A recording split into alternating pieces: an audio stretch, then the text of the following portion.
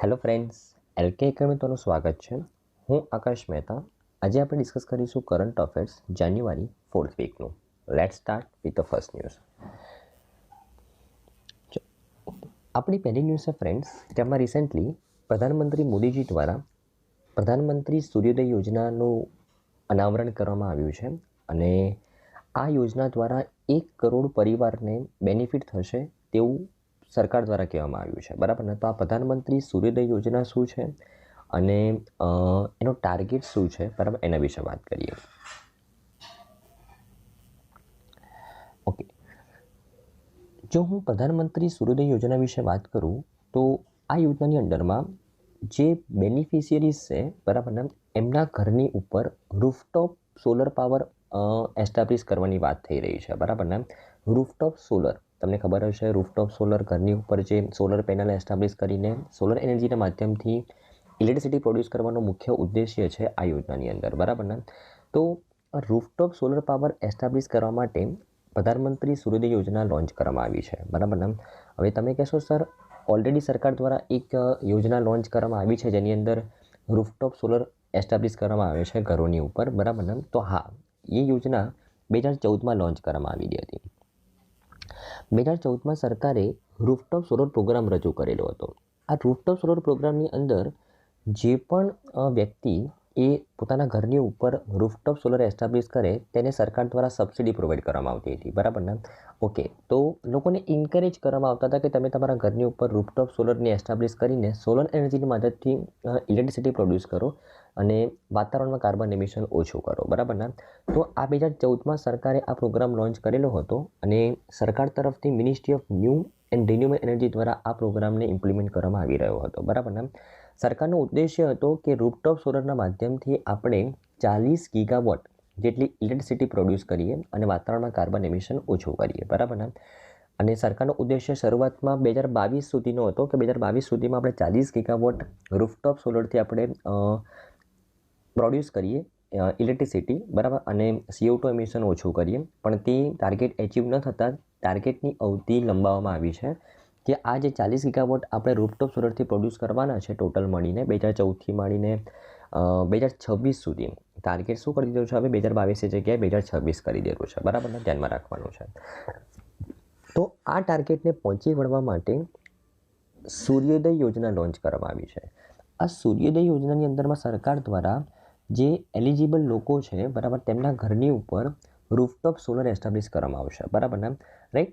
અને solar rooftop installation દ્વારા વીજળી પૂરી પાડવાની સાથે વધારાના વીજળીનું ઉત્પાદન માટે વધારાની આવકની ઓફર કરવી. હવે તમને ખબર હોય તો ફ્રેન્ડ્સ કે રૂફટોપ સોલર જો તમે તમારા ઘર ઉપર એસ્ટાબ્લિશ કરો અને એના માધ્યમથી જો તમને રિક્વાયર્ડ હોય એના કરતાં ઇલેક્ટ્રિસિટી વધારે પ્રોડ્યુસ થઈ શકતી હોય તો તે સરપ્લસ ઇલેક્ટ્રિસિટી તમે સેલ કરીને ઇન્કમ પણ જનરેટ કરી શકો છો. બરાબર ને? રાઈટ? તો પ્રધાનમંત્રી સૂર્યોદય યોજના જે 2014માં રૂફટોપ સોલર પ્રોગ્રામ જે લોન્ચ કરેલો હતો સરકાર દ્વારા, તેના ટાર્ગેટને પહોંચી વળવા માટે આ પ્રધાનમંત્રી સૂર્યોદય યોજના લોન્ચ કરવામાં આવી છે. બરાબર ને? સિમ્પલ વસ્તુ છે. ઓકે, તો આઈ થિંક તમને આ ન્યૂઝમાં ખબર પડી હશે.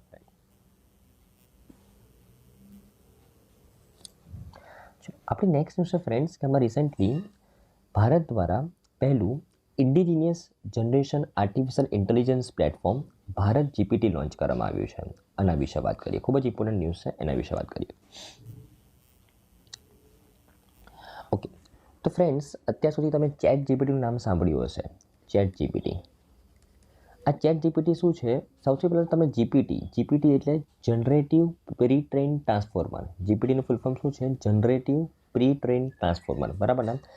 હવે નામ પરથી જ ખબર પડે છે કે આ છે ને વસ્તુને ટ્રાન્સફોર્મ કરશે. હવે કઈ વસ્તુને ટ્રાન્સફોર્મ કરે? તો ટેક્સ્ટને ટ્રાન્સફોર્મ કરે, વિડીયોઝને ટ્રાન્સફોર્મ કરે, બરાબર, ઓડિયોઝને ટ્રાન્સફોર્મ કરે. બરાબર ને? ટૂંકમાં તમે જે પણ વસ્તુ લખો, જે પણ વસ્તુ તમે પિક્ચરાઇઝ કરો, જે પણ વસ્તુ બોલો, તેનું રિયલ ટાઈમ ટ્રાન્સફોર્મેશન થઈ જાય. બરાબર? એ કયા પ્લેટફોર્મ પર થાય? જીપીટીના પ્લેટફોર્મ પર થાય. તો ચેટ જીપીટી જે ખૂબ જ પ્રચલિત છે, બરાબર ને, જેની અંદર તમે કોઈ પણ વસ્તુ કોઈ પણ ભાષામાં લખો ને તે કોઈ પણ રિક્વાયર્ડ ભાષામાં તે તમે રિયલ ટાઈમ ટ્રાન્સફોર્મેશન કરી શકો, ભાષાંતર કર્યા વગર. બરાબર ને? ઓકે, તો આ ચેટ જીપીટીનો મુખ્ય ઉદ્દેશ્ય હતો. બરાબર ને? ઓકે, હવે આવું જ ચેટ જીપીટી જે વિદેશી કંપની દ્વારા બનાવવામાં આવેલું છે અને આવું જ ભારત જીપીટી લોન્ચ કરવામાં આવ્યું છે ભારતીય કંપની દ્વારા. કઈ કંપની દ્વારા? કોરોવર કંપની દ્વારા. કોરોવર, બરાબર ને? રાઈટ, ધ્યાનમાં રાખવાનું છે. આ ભારત જીપીટીની જો વાત કરું તો તે વિડીયો, વોઇસ અને ટેક્સ્ટ આ ત્રણ વસ્તુને એક રિયલ ટાઈમ ટ્રાન્સફોર્મેશન કરી શકે છે અને 14+ ભારતીય ભાષાઓમાં આ ભારત જીપીટી ઉપલબ્ધ છે. મતલબ 14+ ભારતીય ભાષાનું તમારે રિયલ ટાઈમ ટ્રાન્સફોર્મેશન કરવું હોય તમે આ પ્લેટફોર્મનો ઉપયોગ કરી શકો, બરાબર ને? ઓકે, જો હું ભારત જીપીટી વિશે વાત કરું તો Bharat GPT A electronics and information technology મંત્રાલય હેઠળના રાષ્ટ્રીય ભાષા અનુવાદ મિશન ભાષીની સાથે ભાગીદારીમાં 14થી વધુ ભારતીય ભાષાઓ અને 22 ભાષાઓમાં વોઇસ મોડેલિટી માટે સંકલિત છે.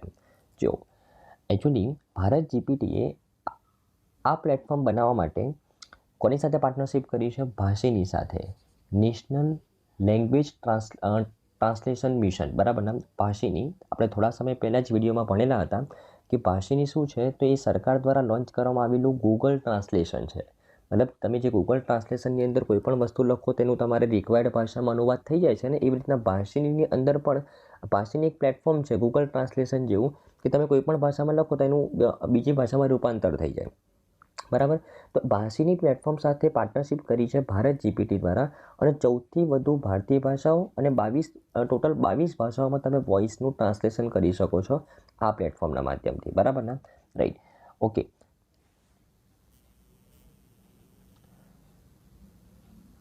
ઓકે, જો હું કોરોવર જે કંપની દ્વારા આ બનાવવામાં આવેલું છે એ કોરોવર એ અત્યાર સુધી LIC, Max Life insurance, Mahindra જેવી સંસ્થાઓને આર્ટિફિશિયલ ઇન્ટેલિજન્સ વર્ચ્યુઅલ આસિસ્ટન્ટ્સ પૂરા પાડ્યા છે, બરાબર ને? Like chat boats, voice boats, video boats, બરાબર ને? તો તમે અત્યારે ફોર એક્ઝામ્પલ કોઈ પ્રાઇવેટ કંપની છે, બરાબર ને? આમાં તમને કોઈ ક્વેરી હોય તો તમે એનામાં ચેટ કરો છો તો એમાં આર્ટિફિશિયલ ઇન્ટેલિજન્સના માધ્યમથી તમને સામે રિપ્લાય આવે છે રિયલ ટાઈમ, બરાબર ને? તો આવા chat bot, voice bot, video bots આ કોરોવર નામની કંપનીએ LIC, Max Life insurance, Mahindra જેવી કંપનીઓ માટે ઓફર કરેલા છે, બરાબર ને? કોરોવર એ પેમેન્ટ ગેટવે અને નો યોર કસ્ટમર માટે આધારિત પ્રમાણીકરણ અને speech to text, text to speech અને સેન્ટિમેન્ટ એનાલિસિસ જેવા વિવિધ આર્ટિફિશિયલ ઇન્ટેલિજન્સ ઘટકોને એકીકૃત કરવાની ક્ષમતા પણ ધરાવે છે, બરાબર ને? રાઈટ, તો અત્યારે કોરોવર શેના પર કામ કરી રહ્યું છે તો કે જે ઓથેન્ટિકેશન કરવા માટે જે પેમેન્ટ ગેટવે અને નો યોર કસ્ટમર માટે જે ઓથેન્ટિકેશન કરવું પડે આધાર બેઝડ, બરાબર ને? એને આર્ટિફિશિયલ ઇન્ટેલિજન્સના મારફતે સક્સેસફુલ કમ્પ્લીટ કરવા માટે આ ઉપરાંત સ્પીચનું ટેક્સ્ટમાં રૂપાંતર, ટેક્સ્ટનું સ્પીચમાં રૂપાંતર જેવા આર્ટિફિશિયલ ઇન્ટેલિજન્સ મોડેલ તૈયાર કરવા માટે અત્યારે કોરોવર કામ કરી રહ્યું છે, બરાબર ને? તો આવી કંપનીએ હમણાં ભારતનું પહેલું indigenous GPT Bharat GPT launch કર્યું છે જે તમારે ધ્યાનમાં રાખવાનું છે, બરાબર ને? ઓકે, તો આઈ થિંક તમને ન્યૂઝમાં સારી રીતે ખબર પડી હશે ફ્રેન્ડ્સ.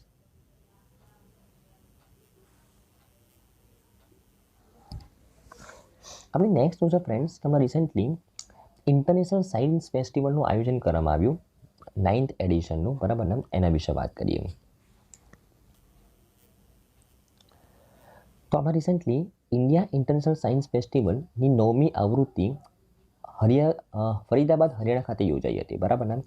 અને આ ઇન્ટરનેશનલ સાયન્સ ફેસ્ટિવલનો મુખ્ય ઉદ્દેશ્ય વિજ્ઞાન અને ટેકનોલોજીના સરહદી ક્ષેત્રોમાં ભારતની સિદ્ધિઓની ઉજવણી કરવાનો છે, બરાબર ને? તો ભારતે જેટલું પણ એચિવમેન્ટ કર્યું છે સાયન્સ એન્ડ ટેકનોલોજીની અંદર, બરાબર ને? એને સેલિબ્રેટ કરવા માટે આ ફેસ્ટિવલ દર વર્ષે આપણે આયોજિત કરીએ છીએ અને આ વખતે જે ફરીદાબાદ, હરિયાણામાં જેનું આયોજન થયેલું હતું એ સાયન્સ ફેસ્ટિવલની જો થીમની વાત કરું તો અમૃતકાલમાં વિજ્ઞાન અને ટેકનોલોજીનું પબ્લિક આઉટરીચ, બરાબર ને?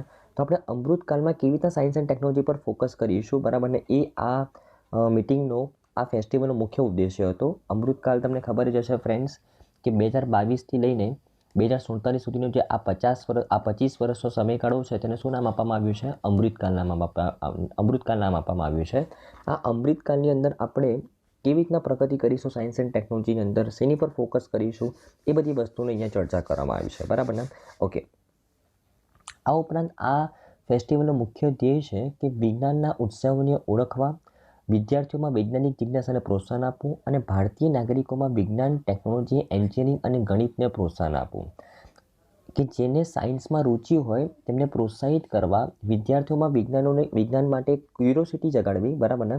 આ ઉપરાંત લોકોની અંદર સ્ટીમ સેક્ટરમાં કન્ટ્રીબ્યુશન કરવા માટે, સ્ટીમ સેક્ટરમાં પાર્ટિસિપેટ કરવા માટે પ્રોત્સાહન જગાવવું. સ્ટીમ સેક્ટર મતલબ સાયન્સ, ટેકનોલોજી, એન્જિનિયરિંગ અને મેથેમેટિક્સ, બરાબર ને?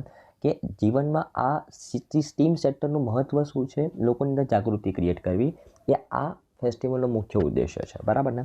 ઓકે.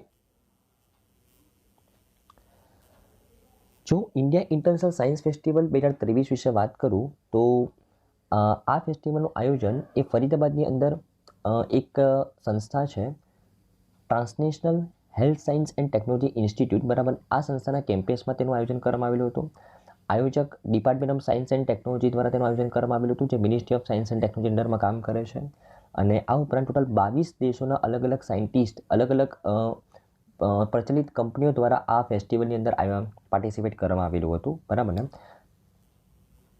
જો આ ફેસ્ટિવલની હાઇલાઇટ્સ વિશે વાત કરું તો આ ફેસ્ટિવલમાં ટોટલ 17 કરતાં પણ વધારે ઇવેન્ટ્સ દર્શાવવામાં આવેલી હતી, જેમાં student science village, face to face of science and technology, students innovation festival, space hackathon, young scientist conference, science technology and innovation exhibition વગેરે જેવી ઇવેન્ટનો સમાવેશ થાય છે. ટોટલ 17 ઇવેન્ટનું આયોજન કરવામાં આવેલું હતું, બરાબર ને? અને આ ઇવેન્ટ્સની અંદર IITs, DRDO, ministry of earth સાયન્સની અલગ અલગ સંસ્થાઓ, department of science and technology અંડરમાં કામ કરતી અલગ અલગ સંસ્થાઓ દ્વારા પાર્ટિસિપેટ કરવામાં આવેલું હતું. અને ટોટલ 100 કરતાં પણ વધારે સ્ટોલ દર્શાવવામાં આવેલા હતા.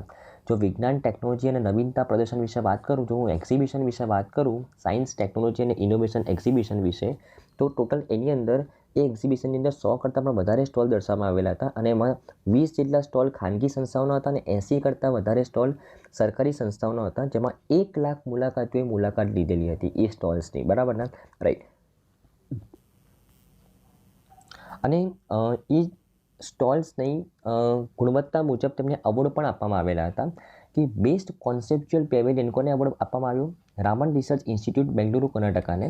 પછી બેસ્ટ ટેકનોલોજી પેવેલિયન, જેમાં સૌથી વધારે ટેકનોલોજીનું રોલ હોય, DRDO, મિનિસ્ટ્રી ઓફ ડિફેન્સ દ્વારા જે સ્ટોલ પ્રદર્શિત કરવામાં આવેલો તેને તે એવોર્ડ આપવામાં આવ્યો. બેસ્ટ ઇન્ટરેક્ટિવ પેવેલિયન, જેને કસ્ટમરને સાથે સૌથી સારી રીતે જેમને કન્વિન્સ કરવામાં સફળતા હાંસલ કરેલી હોય તેને આ એવોર્ડ આપવામાં આવ્યો, best interactive pavilion. National centre, okay. આ ઉપરાંત બેસ્ટ ઇન્ટરેક્ટિવ પેવેલિયનનો એવોર્ડ આપવામાં આવ્યો. બેસ્ટ ઇન્ટરેક્ટિવ પેવેલિયન મતલબ જે સ્ટોલનું જે પ્રેઝન્ટેશન છે એ કસ્ટમરને ઇઝીલી સમજાવી શકે તેવું હોય, બરાબર ને? તો આ એવોર્ડ કોને આપવામાં આવ્યો? National centre for the polar and ocean research, જે મિનિસ્ટ્રી ઓફ અર્થ સાયન્સ અંડરમાં કામ કરે છે, તેને આપવામાં આવ્યો. આ ઉપરાંત જ્યુરી સ્પેશિયલ એવોર્ડ, જે જજ હતા તેમના દ્વારા એક સ્પેશિયલ એવોર્ડ આપવામાં આવ્યો ઇન્ડિયન કાઉન્સિલ ઓફ મેડિકલ રિસર્ચને. Best pavilion in the expo, આ એવોર્ડ કોને આપવામાં આવ્યો? Council of the scientific industrial research, બરાબર ને? તો આ તમારે અમુક એવોર્ડ ધ્યાનમાં રાખવાના છે, જે સાયન્સ ફેસ્ટિવલ દરમિયાન એક્ઝિબિશનની અંદર જે સ્ટોલ્સ રાખવામાં આવેલા હતા તેમની ગુણવત્તાના આધારે તેમને એવોર્ડ આપવામાં આવેલા છે, બરાબર ને? ઓકે. તો આઈ થિંક તમને ન્યૂઝમાં સારી રીતે ખબર પડી હશે ફ્રેન્ડ્સ, બરાબર ને? ઓકે. કે સાયન્સ ફેસ્ટિવલ ક્યારે આયોજિત કરવામાં આવ્યો, ક્યાં આયોજિત કરવામાં આવ્યો, મુખ્ય ઉદ્દેશ્ય શું છે, એની થીમ શું હતી, બરાબર ને? અને એક્ઝિબિશનની અંદર કોને કયા એવોર્ડ આપવામાં આવ્યા તે તમારે ધ્યાનમાં રાખવાનું છે. ઓકે, ચાલો. ઓકે, આપણે નેક્સ્ટ ન્યૂઝ ફ્રેન્ડ્સ કે આમાં રિસન્ટલી આપણા external affair minister doctor S. Jaishankar એમને નામ સમિટની અંદર પાર્ટિસિપેટ કરેલું હતું. નામ સમિટનું આયોજન ક્યાં થયું હતું? કંપાલાની અંદર, બરાબર? યુગાન્ડાની અંદર કંપાલા આવેલું છે, ત્યાં આ નામ સમિટનું આયોજન થયું હતું. ત્યાં આપણા external affair minister doctor S. જયશંકરે પાર્ટિસિપેટ કરેલું હતું. તો આ મીટિંગ વિશે વાત કરીએ.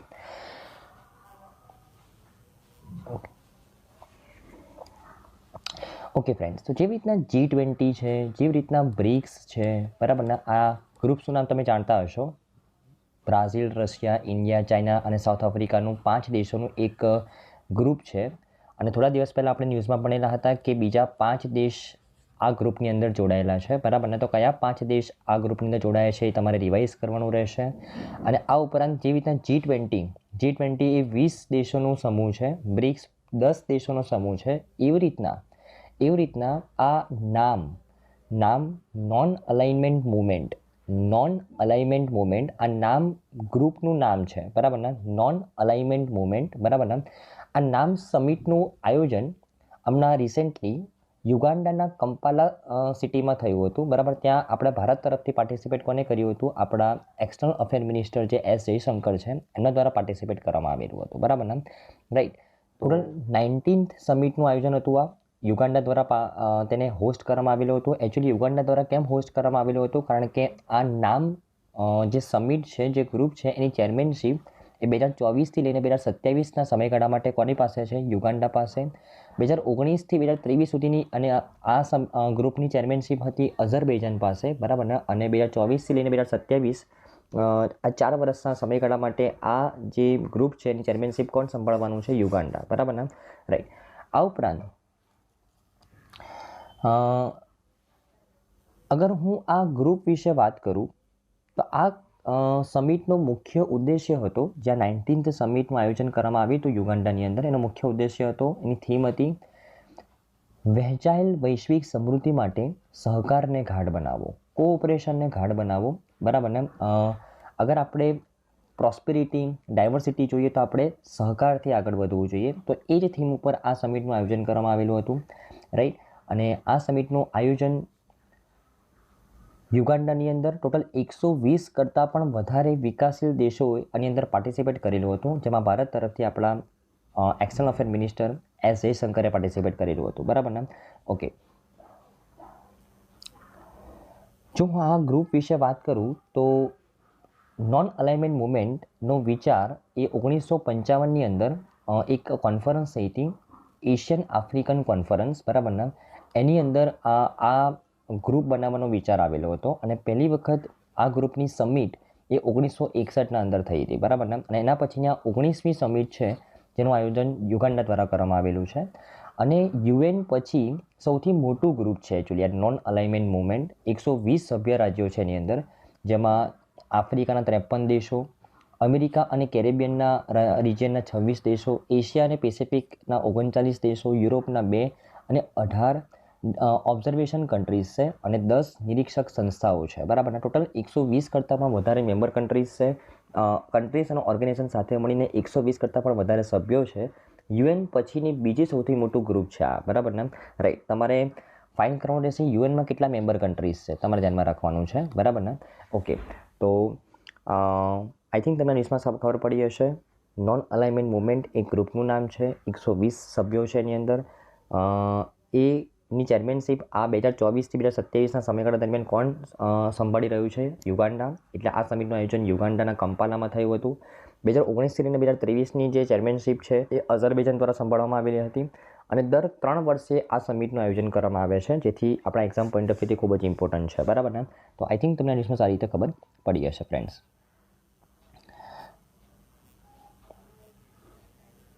ચાલો, ઓકે. આપણી નેક્સ્ટ ન્યૂઝ છે ફ્રેન્ડ્સ કે recently reserve bank of India દ્વારા એક રિપોર્ટ લોન્ચ કરવામાં આવ્યો, આરબીઆઈનો એક રિપોર્ટ લોન્ચ કરવામાં આવ્યો. અને આરબીઆઈ એ રિપોર્ટમાં શું કહે છે કે આપણા દેશની જે પંચાયત છે એમને પોતાનો રેવન્યુ જાતે જનરેટ કરવો પડશે. હવે આરબીઆઈ આ રિપોર્ટમાં આવું કેમ કહે છે એના વિશે જોઈએ. તો રિઝર્વ બેંક ઓફ ઇન્ડિયા દ્વારા હમણાં એક સર્વે કરવામાં આવ્યો અને રિઝર્વ બેંક ઓફ ઇન્ડિયાને માલુમ પડ્યું કે આપણી જે પંચાયતી રાજ ઇન્સ્ટિટ્યૂટ છે પીઆરઆઈ, બરાબર ને, એમનો જેટલો પણ રેવન્યુ થાય છે એમાંથી માત્ર 1.1% રેવન્યુ જ તેઓ જાતે જનરેટ કરે છે. બાકીનો બધો જ રેવન્યુ તેમને ક્યાં તો ગ્રાન્ટ સ્વરૂપે મળે છે, કોઈ તેમને સહાય કરે છે, બરાબર, ઓકે. પણ એ પોતાની જાતે માત્ર 1.1% જેટલો રેવન્યુ કલેક્ટ કરે છે. તો અહીંયા પંચાયતી રાજ ઇન્સ્ટિટ્યૂટ્સે કામ કરવાની જરૂર છે તેવું રિઝર્વ બેંક ઓફ ઇન્ડિયા કહે છે, બરાબર ને. હવે આપણા એક્ઝામ પોઈન્ટ ઓફ વ્યૂથી કે પંચાયતી રાજ ઇન્સ્ટિટ્યૂટમાં કોણ કોણ આવે એ આપણે જાણવું જરૂરી છે. બીજી વસ્તુ કે એ લોકોને પૈસા ક્યાંથી મળે એ જાણવું જરૂરી છે. એ લોકોને કેટલા પૈસા આપવા એ કોણ નક્કી કરે એ પણ જાણવું જરૂરી છે, બરાબર ને. અને પંચાયતી રાજ ઇન્સ્ટિટ્યૂટ્સ એ પોતાની જાતે ક્યાંથી પૈસા કલેક્ટ કરી શકે તે જાણવું જરૂરી છે. આ 4 મુદ્દાનું આપણે આ ન્યૂઝમાં ડિસ્કશન કરીશું. સૌથી પહેલાં તો પંચાયતી રાજ ઇન્સ્ટિટ્યૂટ શું છે એના વિશે વાત કરીએ. જો આપણા દેશમાં 1992ની અંદર બંધારણની અંદર 73rd અમેન્ડમેન્ટ કરીને આપણા દેશમાં પંચાયતી રાજ ઇન્સ્ટિટ્યૂશનની સ્થાપના કરવામાં આવી. અને ટોટલ 3 સ્તરની અંદર પંચાયતી રાજ ઇન્સ્ટિટ્યૂટ કામ કરે છે. એક તો ગ્રામ પંચાયત જે ગ્રામ્ય સ્તરે, બ્લોક અથવા મધ્યવર્તી સ્તરે મંડળ પંચાયત અને જિલ્લા સ્તરે જિલ્લા પરિષદ, બરાબર ને. આ 3 સ્તરે પંચાયતી રાજ ઇન્સ્ટિટ્યૂટ્સ કામ કરે છે, બરાબર ને.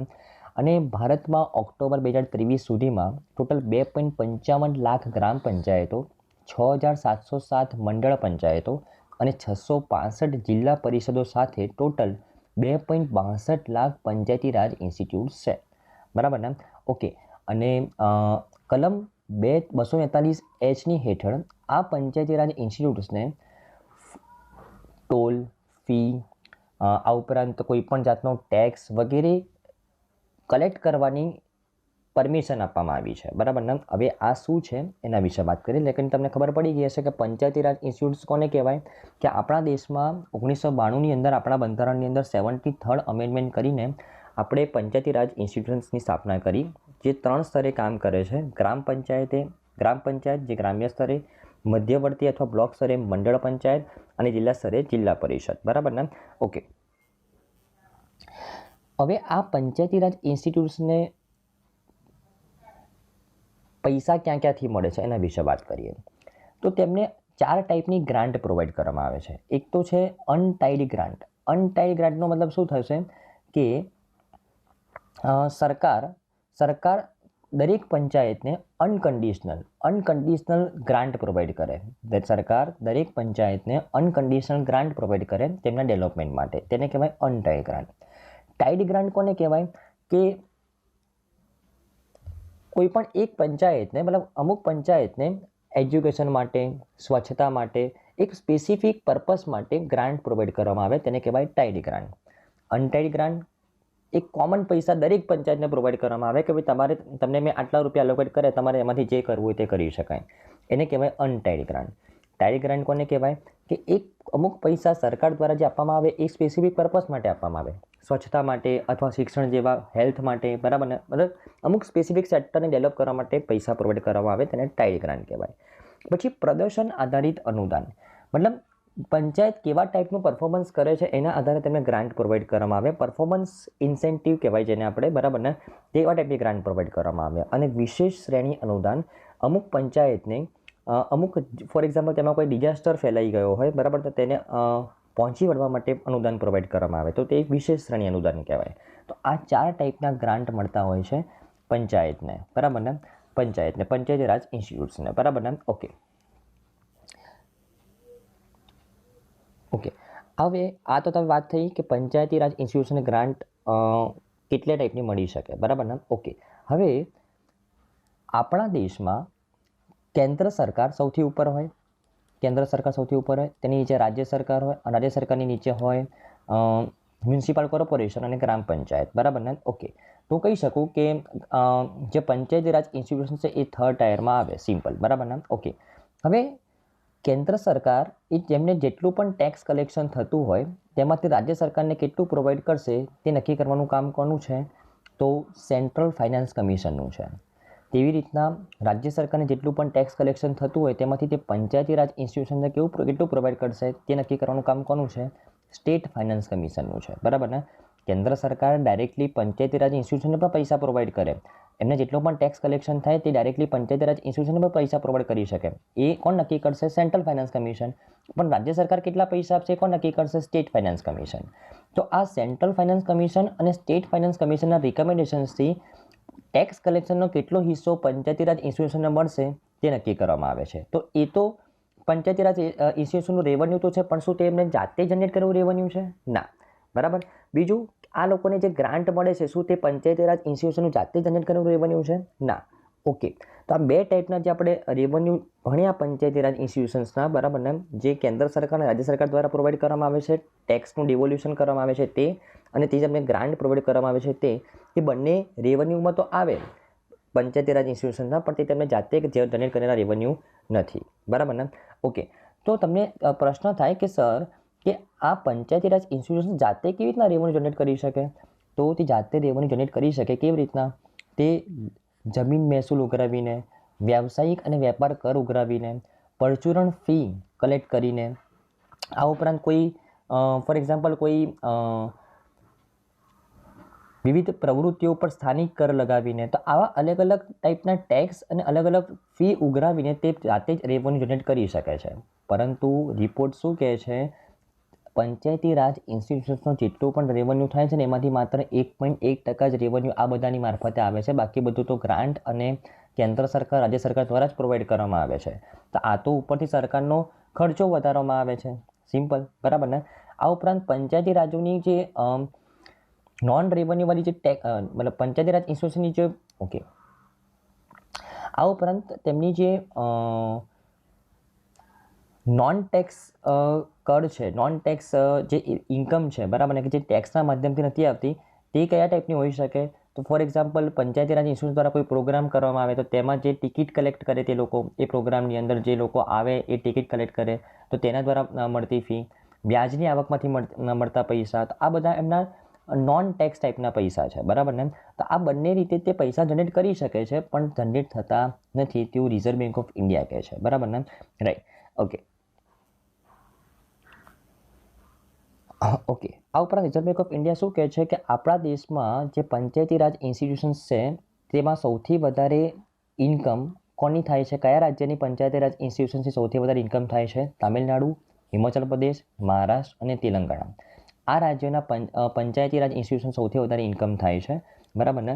2020-21માં દરેક પંચાયત દીઠ સરેરાશ આવક 21.2 લાખ રૂપિયા હતી, જે 2021-22માં 23.2 લાખ રૂપિયા, 2022-23માં 21.23 લાખ રૂપિયા હતી. મતલબ ઓન એન એવરેજ આપણા દેશમાં દરેક પંચાયતી રાજ ઇન્સ્ટિટ્યુશનની જે સરેરાશ આવક છે, બરાબર ને, એ 21 લાખ રૂપિયાની આસપાસ છે. રાઈટ. સૌથી વધારે જો પંચાયત દીઠ સરેરાશ આવકની વાત કરું તો આંધ્રપ્રદેશમાં માત્ર 2.7 લાખ રૂપિયા છે, જ્યારે પશ્ચિમ બંગાળમાં પંચાયત દીઠ સરેરાશ આવક કેટલી છે? 64 લાખ રૂપિયા છે. તો અહીંયા જ તમે જોઈ શકો છો કે આંધ્રપ્રદેશની જે પંચાયત છે તે કેટલી ઓછી આવક ધરાવે છે, જ્યારે વેસ્ટ બેંગાલની જે પંચાયત છે તે કેટલી વધારે આવક ધરાવે છે, બરાબર ને. ઓકે, આ તો થઈ રિસિપ્ટની વાત. જો હું ખર્ચાની વાત કરું તો પંચાયત દીઠ સરેરાશ ખર્ચ 2020-21માં 17 લાખની આસપાસ હતો, 17.3 લાખ, જે 2022-23માં 12.5 લાખ થયો છે. મતલબ પંચાયત દીઠ ખર્ચ તો ઘટ્યો છે, પણ આવકમાં હજી વધારે કરવાની જરૂર છે, બરાબર ને. ગોવા, કર્ણાટક, ઓડિશા, સિક્કિમ, કેરળ, તામિલનાડુ વગેરે રાજ્યોમાં પંચાયત સ્તરે સૌથી વધારે ખર્ચો થાય છે, બરાબર ને. તો એ વસ્તુ તમારે ધ્યાનમાં રાખવાની છે, બરાબર. ઓકે, આપણા દેશમાં 68.8% વસ્તી ગ્રામીણ વિસ્તારોમાં છે અને એટલા માટે જ પંચાયતી રાજ ઇન્સ્ટિટ્યુશન્સનું ડેવલપમેન્ટ કરવું ખૂબ જ ઇમ્પોર્ટન્ટ છે. તે લોકો પોતાની જાતે ટેક્સ કલેક્શન કરે, જાતે પોતાની આવક ઊભી કરે, તે ખૂબ જ જરૂરી છે, તેવું આરબીઆઈનું કહેવું છે, બરાબર ને. ઓકે, બરાબર. તો આઈ થિંક તમને આ ન્યૂઝમાં સારી રીતે ખબર પડી હશે ફ્રેન્ડ્સ. ખૂબ જ ઇમ્પોર્ટન્ટ રિપોર્ટ છે, ખૂબ જ સારી રીતે તમને ખબર પડી હશે ફ્રેન્ડ્સ. ઓકે,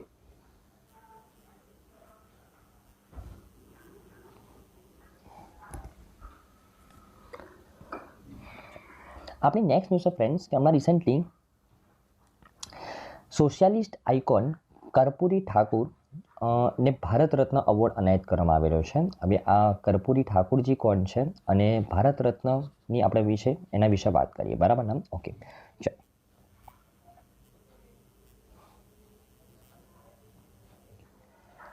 તો હમણાં રિસેન્ટલી 24મી જાન્યુઆરી 2024ના રોજ ભારતના રાષ્ટ્રપતિ દ્રૌપદી મુર્મુજીએ ભૂતપૂર્વ મુખ્યપ્રધાન બિહારના અને સમાજવાદી નેતા કર્પૂરી ઠાકુરને ભારત રત્ન, ભારતનો સર્વોચ્ચ નાગરિક પુરસ્કાર એનાયત કર્યો છે, બરાબર ને. તો એમના વિશે વાત કરીએ તો ભારત રત્ન મેળવનાર કર્પૂરી ઠાકુરજી એ 49માં અને મરણો ઉપરાંત એમના મૃત્યુ થયા પછી ભારત રત્ન મેળવનાર તે 15મા વ્યક્તિ બન્યા છે, બરાબર ને. અને આ કર્પૂરી ઠાકુરજીની વાત કરું તો તે બિહારના મુખ્યપ્રધાન હતા અને આ ઉપરાંત તે જે બિહારમાં જે પછાત વર્ગના લોકો હતા ને તેમના ઉદ્ધાર માટે તેમણે ઘણા સારા કામો કર્યા છે. એટલે એમની ઘણી વખત જનનાયક તરીકે પણ ઓળખવામાં આવતા હતા, લોકોના નેતા, લોકોના હીરો તરીકે ઓળખવામાં આવતા હતા, બરાબર ને. રાઈટ. અને આ જે ભારત રત્ન તેમને આપવાની જાહેરાત, કર્પૂરી ઠાકુરજીને ભારત રત્ન આપવાની જાહેરાત તેમની 100મી જન્મજયંતિ 24મી જાન્યુઆરી 2024ના રોજ તેમની 100મી જન્મજયંતિ હતી, એના અવસર ઉપર આ જાહેરાત કરવામાં આવી છે, બરાબર ને. ધ્યાનમાં રાખવાનું છે. ઓકે, તો આ તેમની 100મી જન્મજયંતિ નિમિત્તે આપણા જે મિનિસ્ટ્રી ઓફ હોમ અફેર્સ છે, આપણા અમિત શાહજી, તેમને વિજ્ઞાન ભવન ખાતે ₹100નો સ્મારક સિક્કો લોન્ચ કર્યો છે, બરાબર ને. જો હું સ્મારક સિક્કા વિશે વાત કરું તો કોમેમોરેટિવ કોઈન, જેને આપણે કહીએ કે કોઈ એક પર્ટિક્યુલર ઇવેન્ટ અથવા વ્યક્તિની યાદમાં આ કોઈને લોન્ચ કરવામાં આવે છે. આ કોઈ આપણું લીગલ ટેન્ડર નથી, તમે એના માધ્યમથી કોઈ ખરીદી ના કરી શકો, પણ કોઈક વ્યક્તિની યાદમાં અથવા કોઈ ઇવેન્ટની યાદમાં કોમેમોરેટિવ કોઈન લોન્ચ કરવામાં આવે છે. તો કર્પૂરી ઠાકોરજીના જન્મજયંતિ નિમિત્તે તેમની 100મી જન્મજયંતિ હતી, એટલા માટે ₹100નો એક સ્મારક સિક્કો લોન્ચ કરવામાં આવ્યો મિનિસ્ટ્રી ઓફ હોમ અફેર્સ દ્વારા, બરાબર ને, રાઈટ. જો હું કર્પૂરી ઠાકોરજી વિશે વાત કરું તો તેમનો જન્મ 24 જાન્યુઆરી 1924ના રોજ બિહારના સમસ્તીપુર જિલ્લાના એક ગામમાં થયો હતો, અને પાછળથી તેમના ગામનું નામ રાખવામાં આવ્યું કર્પૂરી ગામ, તેમના નામ ઉપરથી, રાઈટ. અને તેમણે 1952માં તેમની પ્રથમ ચૂંટણી જીતી, અને 1985માં તેમની છેલ્લી વિધાનસભા ચૂંટણી સુધી તેઓ ધારાસભ્ય રહ્યા. 1952થી 1985 સુધી તેઓ રાજકારણમાં રહ્યા, સિમ્પલ, બરાબર ને. અને 1970થી ડિસેમ્બર 1970થી જૂન 1971 પહેલી વખત તે બિહારના ચીફ મિનિસ્ટર બન્યા, અને જૂન 1977થી 1979 સુધી તે બીજી વખત બિહારના ચીફ મિનિસ્ટર બન્યા. આમ તે 2 વખત બિહારના ચીફ મિનિસ્ટર બન્યા, બરાબર ને. અને તે 2 વખત મુખ્યમંત્રી તરીકે સેવા આપનારા પ્રથમ બિન કોંગ્રેસી સમાજવાદી નેતા હતા, ધ્યાનમાં રાખવાનું છે, બરાબર ને, રાઈટ. અને આ ઉપરાંત બિહારમાં 1970માં દારૂ ઉપર સંપૂર્ણ પ્રતિબંધ લાગુ કરવા માટે તેમને નોંધપાત્ર રીતે ઓળખવામાં આવેલા હતા. બિહારમાં દારૂબંધી ઉપર સૌથી પહેલાં પ્રહાર કોને કરેલો હતો? બરાબર, દારૂબંધી સૌથી પહેલાં કોને ચાલુ કરાવી હતી? કર્પૂરી ઠાકોરજીએ, બરાબર ને, રાઈટ. અને જો હું ભારત રત્ન વિશે વાત કરું ફ્રેન્ડ્સ, ભારત રત્ન વિશે, તો ભારત રત્નની સ્થાપના આપણે 1954થી કરવામાં આવી છે. પહેલી વખત 1954માં ભારત રત્ન આપવામાં આવેલો હતો, અને દેશમાં આ સર્વોચ્ચ એવોર્ડ માનવામાં આવે છે, સર્વોચ્ચ નાગરિક એવોર્ડ માનવામાં આવે છે. જે વ્યક્તિએ અસાધારણ કામ કર્યું હોય, બરાબર ને, તેવા વ્યક્તિને આ એવોર્ડ આપવામાં આવે છે. અને આ એવોર્ડ કોને આપવો તેની ભલામણ વડાપ્રધાન પોતે જાતે કરે છે, બરાબર ને. અને દર વર્ષે મેક્સિમમ 3 લોકોને ભારત રત્ન આપી શકાય, પણ એક્સેપ્શનલ કેસમાં 3 કરતાં વધારે લોકોને ભારત રત્ન આપી શકાય છે, બરાબર ને. અને આ ઉપરાંત ભારત રત્નની અંદર એક તો પ્રમાણપત્ર આપવામાં આવે છે અને મેડલ આપવામાં આવે છે. ભારત રત્નની અંદર કોઈ પણ નાણાકીય અનુદાન આપવામાં આવતું નથી, બરાબર, ધ્યાનમાં રાખવાનું છે, બરાબર ને. ઓકે, તમારે જસ્ટ એક હોમવર્ક છે કે સૌથી પહેલાં ભારત રત્ન કોને આપવામાં આવ્યો હતો, કેટલા વ્યક્તિને આપવામાં આવ્યો હતો, એ તમારે જસ્ટ ફાઇન્ડ કરવાનું છે, બરાબર ને.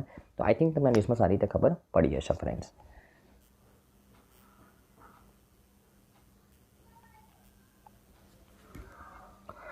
આપણી નેક્સ્ટ ન્યૂઝ છે ફ્રેન્ડ્સ કે હમણાં રિસેન્ટલી આપણા સિવિલ એવિએશન મિનિસ્ટર જે આપણા જ્યોતિન્દ્ર સિંધિયાજી છે, બરાબર ને, એમને હમણાં ઉદ્ઘાટન કર્યું એશિયાની largest aviation event wings India, જેનું ઉદ્ઘાટન કરવામાં આવ્યું હમણાં રિસેન્ટલી, એના વિશે વાત કરીએ. તો આપણા જે નાગરિક ઉડ્ડયન મંત્રી જ્યોતિન્દ્ર સિંધિયાજીએ હૈદરાબાદના તેલંગાણા ખાતે બેગમપેટ એરપોર્ટ ઉપર એશિયાના સૌથી મોટા એવિએશન એક્સપો વિંગ્સ ઇન્ડિયા 2024નું ઉદ્ઘાટન કર્યું છે, બરાબર ને. અને આ શોની થીમ શું રાખવામાં આવી? અમૃતકાલમાં ભારતને વિશ્વ સાથે જોડવું, setting the stage for the Indian civil aviation @2047. આ જે વિંગ્સ ઇન્ડિયા 2024 જે હૈદરાબાદ ખાતે જેની આયોજન કરવામાં આવેલું હતું, ત્યાં આયોજન કરવામાં આવેલું હતું હૈદરાબાદ ખાતે બેગમપેટ એરપોર્ટ ખાતે આયોજન કરવામાં આવેલું હતું. અને એ વિંગ્સ ઇન્ડિયા 2024ની એ થીમ શું રાખવામાં આવેલી હતી કે અમૃતકાલ એટલે 2022થી 2047 સુધીનો જે સમયગાળો છે તેને અમૃતકાલ કહેવામાં આવેલો છે. અને આ અમૃતકાલમાં ભારતને વિશ્વ સાથે જોડવું અને setting the stage four Indian civil aviation @2047, કે આપણે 2047 સુધી આપણે સિવિલ એવિએશન સેક્ટરને એક અલગ લેવલ સુધી પહોંચાડી દઈશું, તેવા ગોલ સાથે આ ઇવેન્ટનું આયોજન કરવામાં આવેલું હતું, બરાબર ને, રાઈટ. ઓકે, જો વિંગ્સ ઇન્ડિયા 2024 આ ઇવેન્ટ વિશે વાત કરું તો આ ઇવેન્ટ 3 થીમ ઉપર મેઇનલી ફોકસ કરીને આ ઇવેન્ટનું આયોજન કરવામાં આવેલું હતું. ઇવેન્ટ દરમિયાન સુલભતા, ઉપલબ્ધતા અને પોષણ સપ્તાહનો પુનરોચ્ચાર કરવામાં આવેલો હતો. આ 3 વસ્તુ ઉપર ફોકસ કરવામાં આવેલું હતું આ ઇવેન્ટ દરમિયાન, બરાબર ને. અને વિંગ્સ ઇન્ડિયા 2024ની અંદર ઘણી ઇમ્પોર્ટન્ટ જાહેરાતો કરવામાં આવી, પણ એમાંથી આપણા માટે જે એક્ઝામ પોઈન્ટ ઓફ વ્યૂથી ઇમ્પોર્ટન્ટ છે, તેમાં ઉડાન 5.3ની શરૂઆત કરવામાં આવી, તે આપણા માટે ખૂબ જ ઇમ્પોર્ટન્ટ છે. ઉડે દેશ કા આમ નાગરિક આ સ્કીમની 5.3નું વર્ઝન છે, એની શરૂઆત કરવામાં આવી, તે આપણા માટે ઇમ્પોર્ટન્ટ છે, બરાબર ને. ઓકે, અને આ ઉપરાંત વિંગ્સ ઇન્ડિયા અવોર્ડ્સ પણ અનાયત કરવામાં આવ્યા. હવે વિંગ્સ ઇન્ડિયા નામ પરથી જ ખબર પડે છે કે સિવિલ એવિએશનનું આ ઇવેન્ટ હતું. તો સિવિલ એવિએશન સેક્ટરની અંદર જે પણ એરપોર્ટે, જે એરલાઇન્સે, જે સર્વિસ પ્રોવાઈડરે સારું પરફોર્મ કર્યું હોય તેમને આ વિંગ્સ ઇન્ડિયા અવોર્ડ્સ પણ આપવામાં આવ્યા આ ઇવેન્ટ દરમિયાન. તો વિંગ્સ ઇન્ડિયા અવોર્ડ્સ વિશે જોઈ લઈએ, બરાબર ને. તો જો વિંગ્સ ઇન્ડિયા અવોર્ડ્સની વાત કરું તો airport of the year award, joint award મળ્યા બેંગલુરુ ઇન્ટરનેશનલ એરપોર્ટ, જેને આપણે કેમ્પીકોડા ઇન્ટરનેશનલ એરપોર્ટ તરીકે ઓળખીએ છીએ, દિલ્હી ઇન્ટરનેશનલ એરપોર્ટ, જેને આપણે ઇન્દિરા ગાંધી ઇન્ટરનેશનલ એરપોર્ટ તરીકે ઓળખીએ છીએ. તો આ airport of the year award આ બે એરપોર્ટને જોઈન્ટલી મળ્યા. ઓકે, આ ઉપરાંત જો ઇનોવેશન ચેમ્પિયન એવોર્ડની વાત કરું તો એરપોર્ટ કેટેગરીમાં ઇનોવેશન ઉપર કોને એવોર્ડ મળ્યો? મુંબઈ ઇન્ટરનેશનલ એરપોર્ટ લિમિટેડ, જેને આપણે છત્રપતિ શિવાજી મહારાજ ઇન્ટરનેશનલ એરપોર્ટ તરીકે ઓળખીએ છીએ, તેને એવોર્ડ મળ્યો. સસ્ટેનેબિલિટી ચેમ્પિયન મતલબ જે એરપોર્ટે કાર્બન એમિશન ઉપર કામ કર્યું છે તો તે દિલ્હી ઇન્ટરનેશનલ એરપોર્ટ લિમિટેડને તે એવોર્ડ મળ્યો છે, બરાબર ને. ઓકે, જો હું એરલાઇન વિશે વાત કરું તો એરલાઇનમાં airline of the year Vistara ટાટાનું જે જોઈન્ટ વર્ઝન છે, બરાબર, તેને એવોર્ડ મળ્યો. આ ઉપરાંત જો એરલાઇન કેટેગરીમાં હું સસ્ટેનેબિલિટી ચેમ્પિયનની વાત કરું તો એર ઇન્ડિયા એક્સપ્રેસ, બરાબર, જેને CO2 એમિશન ઉપર સારી રીતે ફોકસ કર્યું છે. ઇનોવેશન ચેમ્પિયનમાં વિસ્તારા ટાટા અગેન. જો સ્ટેટ ચેમ્પિયન એવોર્ડ કયા સ્ટેટે એવિએશન સેક્ટરમાં સારું પરફોર્મ કર્યું છે તો આઉટસ્ટેન્ડિંગ પરફોર્મન્સ કેટેગરીમાં ઉત્તર પ્રદેશને એવોર્ડ મળ્યો છે અને મોસ્ટ પ્રોએક્ટિવ સ્ટેટમાં અરુણાચલ પ્રદેશને એવોર્ડ મળ્યો છે. લાઈફ ટાઈમ એચિવમેન્ટ એવોર્ડ કઈ પર્સનાલિટીને મળ્યું છે તો તુલસી મીરચંદાની, જે MD છે બ્લુ ડાર્ટના, તેમને એવોર્ડ મળ્યો છે. અને best aviation service provider GMR ગ્રુપને મળ્યો છે. આટલી વસ્તુ તમારે ધ્યાનમાં રાખવાની છે, બરાબર ને. ઓકે, અને જો વિંગ્સ ઇન્ડિયા 2024 વિશે વાત કરું તો આ ઇવેન્ટની અંદર 1 લાખથી પણ વધારે લોકોએ પાર્ટિસિપેટ કરેલું હતું. અને આ ઇવેન્ટની અંદર આપણા એર અને ડ્રોન શોની સાથે 25 એરક્રાફ્ટ અને હેલિકોપ્ટરનું સ્ટેટિક ડિસ્પ્લે એ મુખ્ય હાઇલાઇટ બની હતી, બરાબર ને. ઓકે, આપણી જે સારંગ હેલિકોપ્ટર અહીંયા ખૂબ જ સારી રીતે શો ડિસ્પ્લે કરેલો હતો અને લોકોનું ધ્યાન આકર્ષ્યું હતું, બરાબર ને. ઓકે, આ ઉપરાંત જે રીતે વાત કરી કે ઉડાન 5.3 લોન્ચ કરવામાં આવેલું છે આ ઇવેન્ટ દરમિયાન. તો એમાં ઉડાન વિશે વાત કરું, ઉડે દેશ કા આમ નાગરિક ઉડાન સ્કીમ વિશે મિનિસ્ટ્રી ઓફ સિવિલ એવિએશન, જે આપણા જ્યોતિન્દ્ર સિંધિયાજી છે, તેમને ઘણી બધી વાતો કીધી કે ઉડાન સ્કીમને ઇમ્પ્લિમેન્ટ કર્યા પછી આપણે કઈ કઈ પ્રગતિ કરી છે સિવિલ એવિએશન સેક્ટરમાં. એના વિશે થોડી વાત કરી લઈએ કે ઉડાન સ્કીમ એકચ્યુઅલી 2016માં લોન્ચ કરવામાં આવેલી હતી મિનિસ્ટ્રી ઓફ સિવિલ એવિએશન દ્વારા. એ સ્કીમનો મુખ્ય હેતુ હતો રિજનલ કનેક્ટિવિટીને ઇમ્પ્રૂવ કરવાનો, બરાબર ને. અને ઉડાન સ્કીમને ઇમ્પ્લિમેન્ટ કર્યા પછી દેશની અંદર જે ડોમેસ્ટિક પેસેન્જરની સંખ્યા જે 2014માં 60 મિલિયન હતી તે હવે કેટલી થઈ ગઈ છે? 14.3 કરોડ થઈ ગઈ છે, બરાબર ને. મતલબ 14.5% કમ્પાઉન્ડ એન્યુઅલ ગ્રોથ રેટ છે. ઉડાન સ્કીમને ઇમ્પ્લિમેન્ટ કર્યા પછી 60 મિલિયન પેસેન્જર હતા ડોમેસ્ટિક, જે વધીને કેટલા થઈ ગયા છે? 14.3 કરોડ થઈ ગયા છે, ધ્યાનમાં રાખવાનું છે. 2014થી 2020 દરમિયાન આંતરરાષ્ટ્રીય મુસાફરો 6.1%ના કમ્પાઉન્ડ એન્યુઅલ ગ્રોથ રેટ ઉપર વધ્યા છે, બરાબર ને. અને નાણાકીય વર્ષ 2019 સુધીના 15 વર્ષમાં ભારતીય એરપોર્ટ દ્વારા હેન્ડલ કરાયેલા ડોમેસ્ટિક કાર્ગો વોલ્યુમમાં 60%નો વધારો થયો છે, જ્યારે આંતરરાષ્ટ્રીય કાર્ગો વોલ્યુમમાં 53%નો વધારો થયો છે. અને ઉડાન સ્કીમને ઇમ્પ્લિમેન્ટ કર્યા પછી ટોટલ 21 ગ્રીનફિલ્ડ એરપોર્ટની સ્થાપનાની મંજૂરી કરવામાં આવી, જેમાંથી 12 તો કાર્યરત થઈ ગયા છે. ગ્રીનફિલ્ડ એરપોર્ટ એટલે એકદમ નવા એરપોર્ટ, બરાબર ને, જ્યાં અત્યાર સુધી કોઈ એરપોર્ટ બન્યા જ નહોતા તેવી જગ્યાએ એરપોર્ટ બનાવવામાં આવેલા છે. તો 21 ગ્રીનફિલ્ડ એરપોર્ટની મંજૂરી આપવામાં આવી હતી, એમાંથી 12 તો કાર્યરત થઈ ગયા છે, બરાબર ને. ઓકે, આ ઉપરાંત ઉડાન સ્કીમની અંદર ટોટલ 76 એરપોર્ટને ડેવલપ કરવાની વાત થઈ છે, બરાબર ને. 76 એરપોર્ટને, એમાંથી 21 તો ગ્રીનફિલ્ડ એરપોર્ટ છે, બરાબર ને, રાઈટ. અને આ એરપોર્ટને ડેવલપ કરવા માટે કેન્દ્ર સરકાર દ્વારા 3100 કરોડ રૂપિયાનું વાયબિલિટી ગેપ ફંડિંગ પ્રોવાઈડ કરવામાં આવ્યું છે અત્યાર સુધી. અને કોમર્શિયલ પાયલટ લાઇસન્સ પણ ઘણા અંશે લોન્ચ કરવામાં આવેલા છે. ટોટલ 2022માં 1165 કોમર્શિયલ પાયલટ લાઇસન્સ લોન્ચ કરવામાં આવે છે, જે 40% વધીને 2023માં 1622 કોમર્શિયલ પાયલટ લાઇસન્સ થઈ ગયા છે, બરાબર ને, રાઈટ. અને 2047 સુધી એવિએશન સેક્ટરની મદદથી ભારતનો જે ઇકોનોમી છે તે $20 ટ્રિલિયન પાર થઈ જશે તેવી આશા રાખવામાં આવે છે, બરાબર ને. ઓકે, તો મિનિસ્ટ્રી ઓફ સિવિલ એવિએશન વિશે વાત કરું, જેને આ ઇવેન્ટને હોસ્ટ કર્યું હતું, તો કેન્દ્રીય મંત્રી કોણ છે? જ્યોતિન્દ્ર સિંધિયા. રાજ્યમંત્રી કોણ છે? વિજય કુમાર સિંહ છે. બરાબર ને? ઓકે, તો આઈ થિંક તમને ન્યૂઝમાં સારી રીતે ખબર પડી હશે ફ્રેન્ડ્સ. ઓકે, તો આઈ થિંક ફ્રેન્ડ્સ આજે તમામ ન્યૂઝમાં તમને સારી રીતે ખબર પડી હશે. Thank you friends, by.